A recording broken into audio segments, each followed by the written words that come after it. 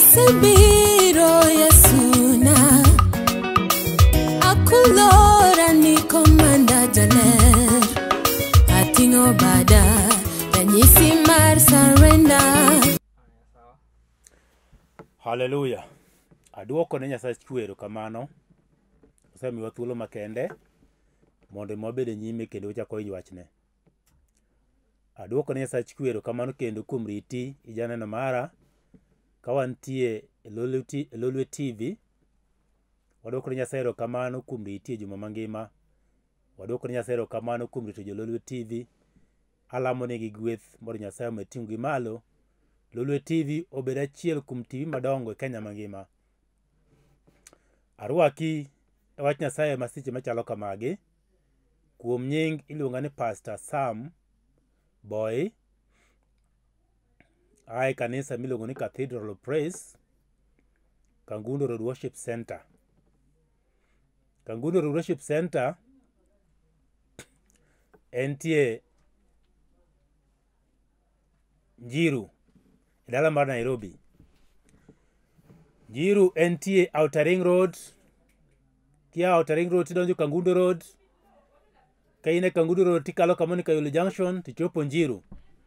Wantie e tok Ola Petrol Station. Miyo arwaki e kanisa Jumapil ka Jumapil. Inowadwa kata nyaminwa mantie machiegni gi Njiru. Inyalo bedo ni Achoka, ia Kasarani, ia Mwiki, ia Matopeni, ia Njiru, ia Obama, ia Saika, ia Kayole, ia Komarok, ia Umoja, ia Molem, katia mana Dandora, katia mana Kariobangi. Warwako mathoth katia mana Donholm. Warwako u e nying Yesu Kristo maja Nazareth. Kanisa wachako saa 3:30 nyaka saa 6:30. Ng'wono mar Nyasaye nomedre kendo nobed maber kilimowa. Wanaduoko Nyasaye erokamano, walamo Nyasaye kanyakla. To ber ma Nyasaye wabiro yudo wate. Nyasaye o Nyasaye ma jang'wono, o Nyasaye ma jachiwo, o Nyasaye ma jarit jogene, o Nyasaye ma jagweth, o Nyasaye ma jachang. Aduoko erokamano kuom kawo thuolo ni makende seche machalo kamagi mondo mi iwinj wach Nyasaye. An aja Homa Bay County, Ndhiwa Sub County. An aja Sembo Kanyikela, kamoro Rangenya School. Rangenya School kanyo kichopo, dala ne tie school kanyo, ka jaduong' Agolaro Fas. Arwako u, Nyasaye mondo gwedhu. Adwani mondo wadhi wach Nyasaye. To wach Nyasaye madhi wuoye kawuono dhi e buk mar Jo-Hibrania. Tadhi wuoye wi wach maketo ni Nyasaye kod ng'wonone. Nyasaye kod ng'wonone. Adwani mondo adhi asom e buk mar Jo-Hibrania. Jo-Hibrania 4. Wadhi chako 15 kanyo kod 16. Muma wacho kama: wan gi Jadolo Maduong' manyalo kecho nyawowa nikech noteme e yore duto ma wan bende itemowae. To ne ok otimo richo. Emomiyo wasuduru gi chir e nyim kom Nyasachwa mang'won, mondo okechwa kendo okonywa kuom ng'wonone e kinda ma wadwaroe kony. Walam Nyasaye. Jehova Nyasach kwe, jachwech polo kaachiel kod piny. Duong' kod pak waduoko ni e polo malo. Nikech Nyasaye manyaka nene, Nyasaye mantie. Nyasachwa isemiwa thuolo makende. Imiyowa seche machalo kamagi mondo wabed e nyimi kwaporo wachni kaachiel kod janeno mara Nyasach kwe. Wachni mowacho chalo kaka pala mopiagi nyadiriyo koni gi koni. Ochalo kaka pand ligangla alamo ni mondo wachni oti tich ne Nyasach kwe seche machalo kamagi e kit ngima ng'ato. Okel lokruok. Nyasaye okel pogruok. Okel nyaka chang. Oduokie ne ng'ato geno. Kech mari mondo bedi kuom ng'ato seche machalo kamagi. Ng'wono ni Nyasaye bende mondo ng'ato. Taduoko ni erokamano nikech ang'e ni dhi timo maber. Kendo nyingi no duong' e nying Yesu ma Jawar. Amen. Aduoko ni Nyasaye erokamano kendo kuom wach mwasesomo mowuoyo e buk mar Jo-Hibrania. Jo-Hibrania nitie kod weche matek kabisa ne Jo-Kristo. To e piny mangima nitie oganda mopogore opogore. Nitie nyaka yie ma dhano nigo mopogore opogore. Nitie nyaka puonj ma dhano nigo mopogore opogore kata kuom Nyasaye. Nitie nyaka winjo mag dhano be ok chal, winjo mag dhano opogore. Geno ma dhano nigodo bende opogore. Gik moko ma ji timo e piny ka gin gik mopogore. Onge gik moko ma winjore madonj kanyachiel. To Nyasaye bende ochweyowa mopogore. Emomiyo piny mangima inyalo ni chal gi ng'ato, lakini nitie gimoro achiel kende kata ka onrude ma Nyasaye noweyo ma ok oketo machal.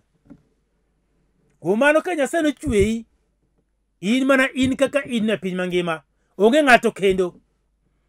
Emomiyo kodhi mokaw lwetini iluongo ni thumbprint ma sirikal okawo mokete e wino ma ikete cha, to ji duto tetete piny koketo wino no, ka gidhi somo tiyudo ka onge mano chal gi lweti nyaka nene. Onge manyalo chalore. Mati Nyasaye nochweyo ng'ato ka ng'ato gi gima opogore. Nochweyo ng'ato ka ng'ato e kiwango mare ma en owuon mong'eyo. Rang'iny manoketo go dhano opogore. Rang'iny moketi gi moketa opogore. Wachne bende ka ng'ato yude opogore. To kata ka ng'ato yale be kaka yale ni opogore. Miyo gik moko Nyasaye noketo yore mopogore opogore. To nitie mana gimoro achiel kende ma Nyasaye ok opogo kuom dhano.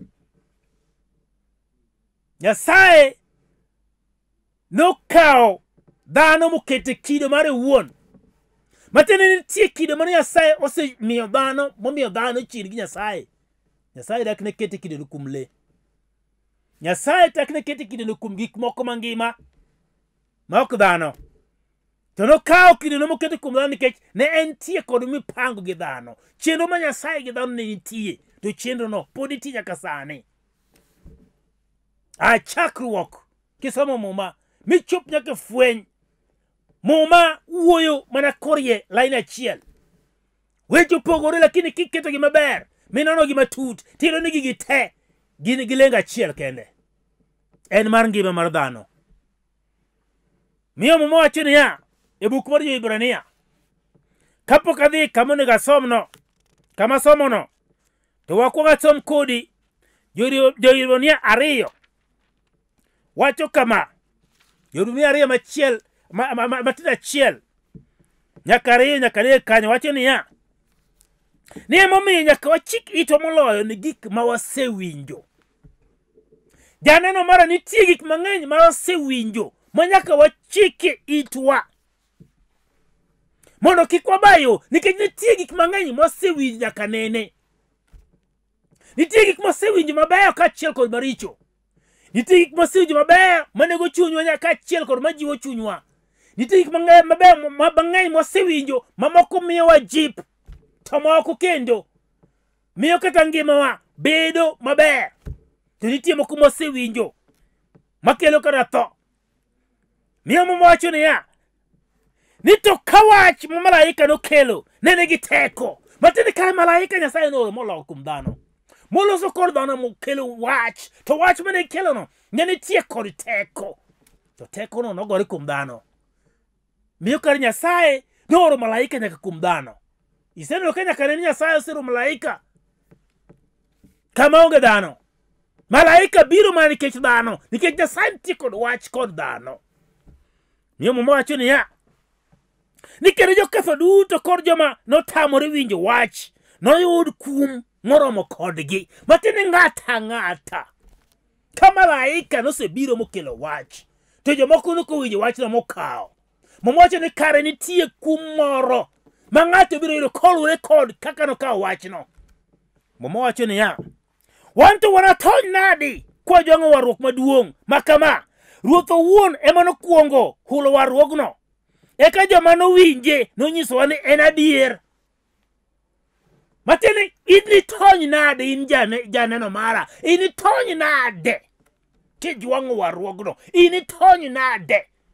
To mowacho ni Ruoth Yesu ema nokwongo obiro mowacho wachne, kata joma nowinje ochako kawe. Machalo kaka Pastor Boyi nowinjo wachno kendo owinjo injilino mochako kawe kendo koro ochako keloni onyisigo kendo yalonigo. To in tony nade? Nekare ni onge tony mwanyalo tony godo. Wachni kwawe kendo wajwang'e kare ok wanatony. Tiparo ni Nyasaye owuon manochwewa kendo moherowa entie kodwa gi lengo gi gimomiyo otimo kamano. Miyo mowacho niya e buk mar Jo-Hibrania 4 matindo 15 owacho niya, wan gi Jadolo Maduong'. Jadolo Maduong' kare ni ng'a? Wan gi Jadolo Maduong' manyalo kecho nyawowa. Matiende Jadolo Maduong' ma Nyasaye osemiyowa, ma Nyasaye osewalo moketonwa, mokelonwa. Kare nitie nyap moro ma wan go kit ngimawa. Dhano nitie kod nyawo. Ringruok mowuothe nitie kod nyawo. Ringruogni samoro nyalo hingo ng'ato. Ringruok ma wantie ni samoro en gi gombo mang'eny. Ringruok ma wantie ni entie kod chandruok mang'eny. Ringruok ma wantie ni entie kod paro mang'eny. Ringruok ma wantie ni entie kod lit mang'eny. Ringruok ma wantie go ni entie kod tuoche mang'eny. To mowacho ni kuom gigi te gin nyawo mag ringruok.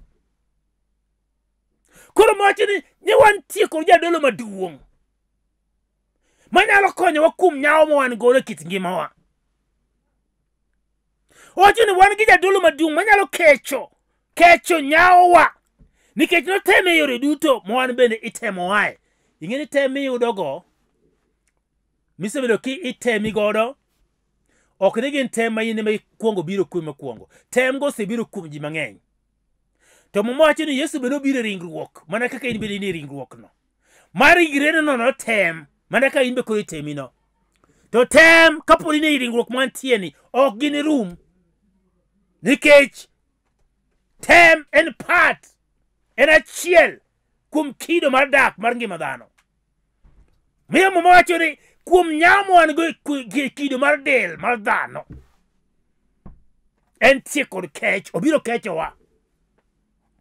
Matiende ikechi nade? Ikecho ng'at moro mantie kod chandruok moro ma ok onyal loyo kendo owuon. Intie kod makosa moro misetimo maduong' sana. Koro idwaro mondo ng'ato omiyi kech, okonyi makosa misetimoni. Gima isetimoni idwaro mondo okechie. Matiende ni obiro dewo wang'i, obiro kawi, to obiro kawo gik misetimo ka maricho ka gima nono. Nikech oloki koro. Obiro kechi mondo mi oloki, mondo misetimo ka okaw ka gima nono to witi oko. To in idong' kiber kendo iler e nyime. Emomiyo mowacho ni emomiyo wasud uru gi chir.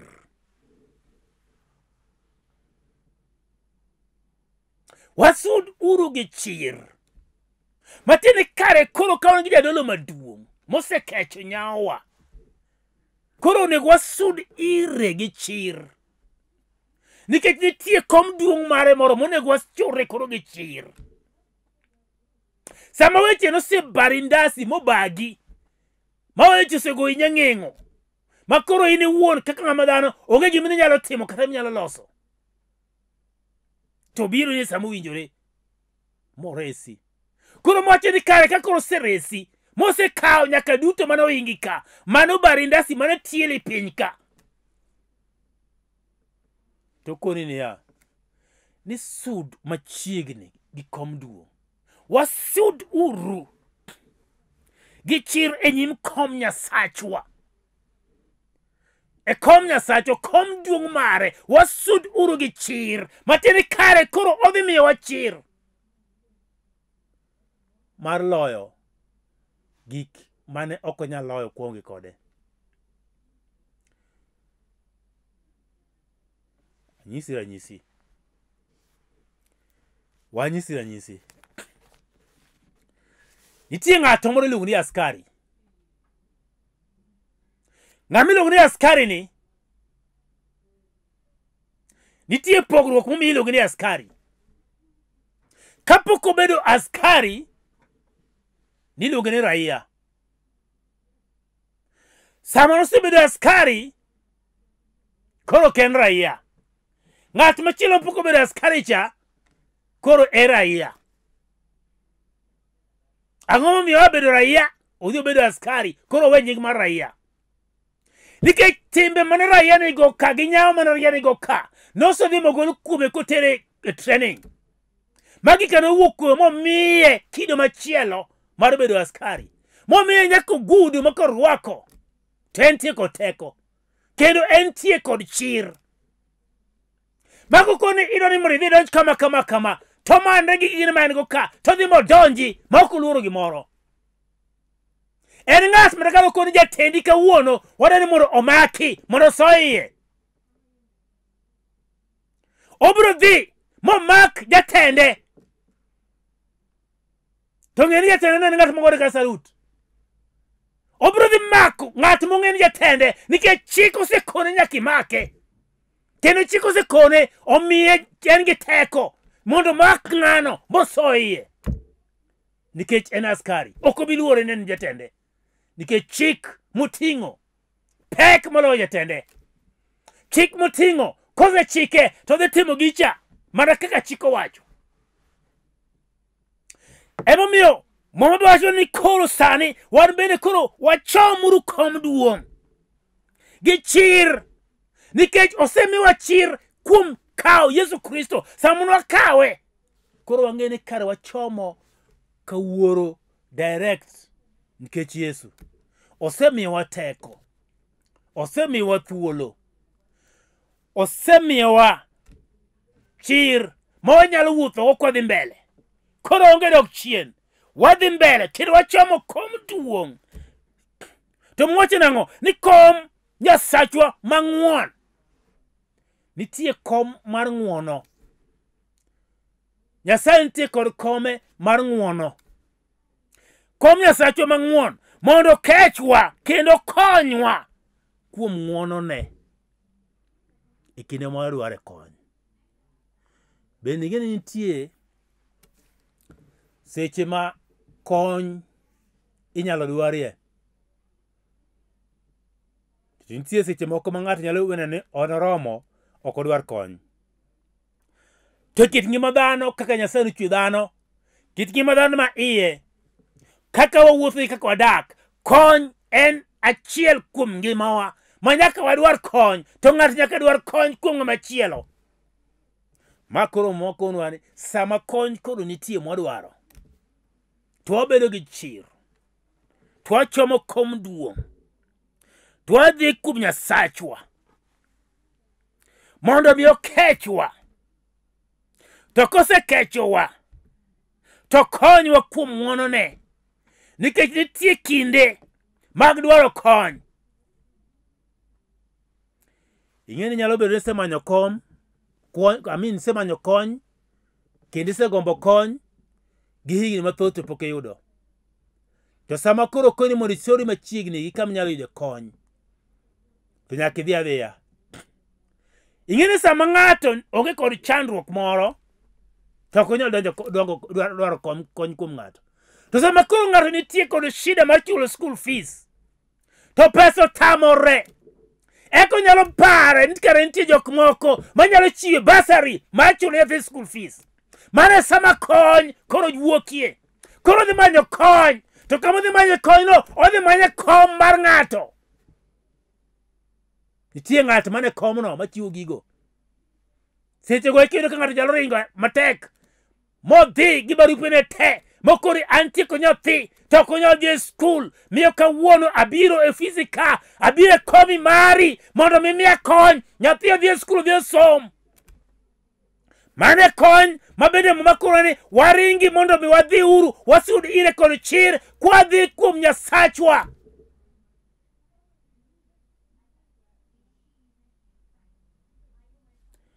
Mondo moyud kony. Nikech odhi kecho mokwongo. Mana ka ng'ato ringo kuom ng'ato dhi manyo kony. Ng'ato biro ng'iyi mokechi mokoni kuom adieri intie kod chandruok. Adwaro mondo akonyi seche machalo kamagi.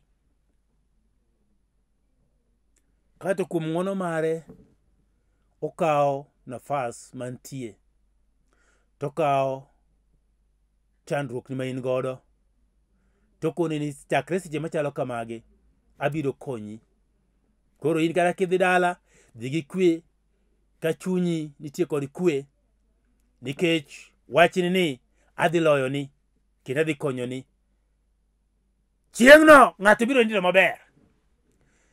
Chieng'no nyaka paro mane nitie wi ng'ato, paro mane ne chunye ma iye dhi rumo.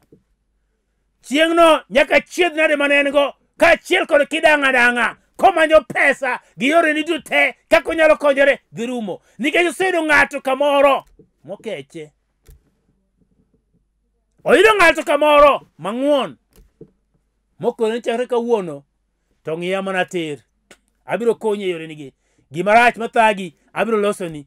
Gimineno ka nitie kod chandruok abiro loso. Gimoro amora abiro timo ni. Nikech isechorri machiegni kod kom mare. Janeno mara, adwa koni ni kawuono ne Yesu ja-Nazareth wuod Nyasaye obet e kom. Obet e kom. Kom mantie en kom mar ng'wono. Muma wacho ni kom mantie en kom mar ng'wono. Wasome e loko machon mondo miwinj gima muma wacho. Muma wacho ni ya e loko machon. Wacho ni mar wan gi Jadolo Maduong' manyalo bedo mang'won ni nyawowa. Nikech en jal manoteme weche duto kaka wan bende itemowa to ne oonge gi richo.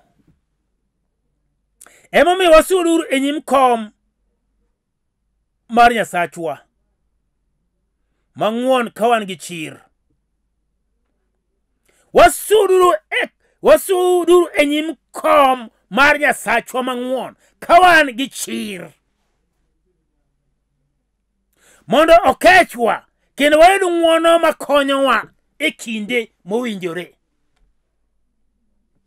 Iwinjo wachni? Matiende ng'wono ni en ng'wono madhi konyowa e kinde mowinjore. Nitie kinde ma ng'wono nyalo konyowa.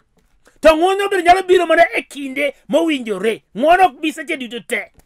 Ng'wono biro mana e kinde mowinjore. Sama ng'ato dhi moloko pache ma iye. Ma ng'ato sudo machiegni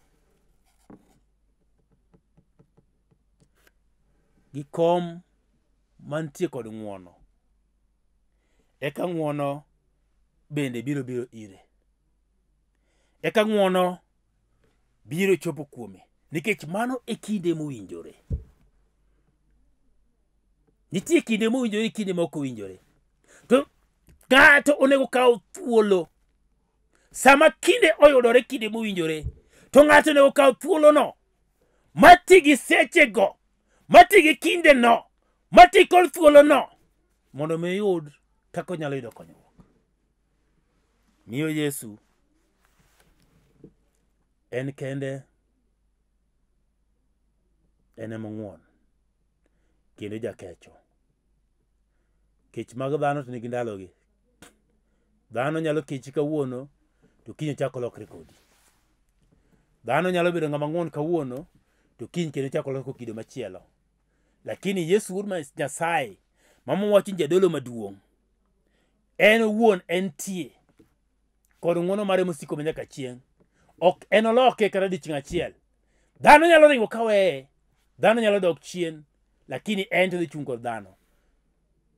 Omiyo seche machalo kamagi, adwa koni ni nitie seche monego ikawe ng'wono mar Nyasaye, seche ma pod nitie kinde, seche miwinjo kidware ng'wonono, seche miwinjo ka koro weche pod pek kuomi, mane sa monego imanye ng'wonono. To ng'wonono kiseyude, to en ng'wono biro siko e ngimani nyaka chieng'. Duong' kod pak kod Nyasaye polo malo. Adwaro ni aleme kod ng'ato seche machalo kamagi. Jehova ongima kendo wachne tiyo. Ongima kendo ongima ndalo duto. Ongima seche duto. Ongima kinde ka kinde. Onge kata odiechieng' achiel maono kosebedo mangima. Miyo ng'ama dwaro ngima koyude, to nyaka bed mana kuome, to en bende nyaka oyude kit ngima ng'ato. Adwoko ne Nyasaye erokamano. Adwaro ni alame kod ng'ato seche machalo kamagi. Kapok alamo, tare mondo kapok iyudo Yesu, kech ang'ene gik mowachogi samoro ok ginyal timre kit ngimani chieng' kod Yesu. To ka yie nitie kod Yesu kit ngimani biro timore. Miyo adwaro ni iwach kama mondo ikaw Yesu mondi, kaeto wechegi ne kabiro luwi maber kit ngimani. Wach ni Ruoth Yesu, abiro iri mondo mi war dhod chunya. Ayie ni an jaricho, ng'wonna richona duto te, to wara, keta ng'ama ber, keta ng'ama kare, to an aluwi. Gol nyinga e kitabu mar tho, to ndik nyinga e kitabu mar ngima. Adwoko ni erokamano kuom wara kendo ng'wonna richona e nyingi maler. Amen. Adwaro alam kodi kama entie kulwe e piny. Nyasachwa, adwoko ni erokamano kuom janeno mara. Adwoko ni erokamano Nyasaye kuom wach masechiwo. Ng'wono kod pak Nyasaye mondo obede kuom janeno. Nyasaye irite kinde ka kinde, idwokne tekone kaachiel kod kit ngimani Nyasaye. Tuo moro amora, gimoro amora mosebedo e pache masande, Nyasaye achikogi duto e nying Yesu Kristo mondo mi konye kendo ipare. Duong' kod pak noduogne e polo malo, nikech Nyasaye mangima, Nyasaye ma jaber, Nyasaye ma jakedo, Nyasaye ma jang'wono. E nying Yesu Kristo ma jawar, alamo kendo akwayo. Amen. Namba ne screen ka 0722944623. Kaka ne ondika ni nyaka Airtel 0731495873. Duto tagi nitie kanyo. Go simu walam Nyasaye. Duong' kod pak kod Nyasaye polo malo. Amen. Shalom. Ating'o bada, ranyisi mar